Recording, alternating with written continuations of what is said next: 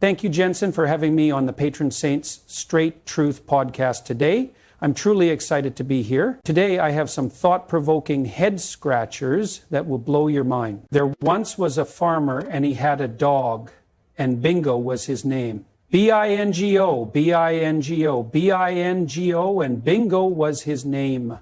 Oh.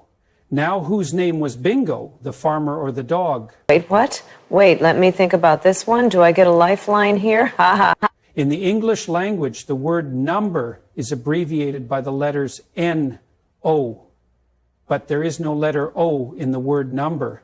Now, explain that to me. Where does the O come from? Better yet, speaking of abbreviations, who the hell called Richard Dick for short and actually had it stick? Because I don't see how you get Dick from Richard, let alone get that nickname to stick. Nationally, back when there was no phones, no television, and no internet. To reinforce the usage of Dick for a man's proper name, and for all men named Richard who get called Dick for no good reason, actually sit there and accept, embrace it, and use it like there's nothing wrong with it. That's actually ridiculous and absurd that we have allowed this to be normalized for so long, because we all know that when you are friends with someone named Richard, you call out, "Hey, Dick," to get his attention, and then quickly chuckle under your breath to yourself because it's too easy not to. It's actually preposterous that it still continues during the woke era because it's offensive and unnecessary.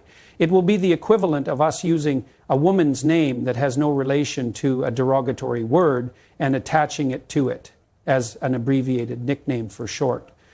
For example, it would be like taking any random names like Joy, Whoopi, or Sunny and tying the name Bitch to those names.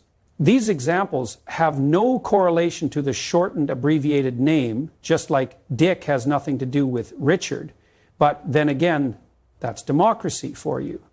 Now, think about this one.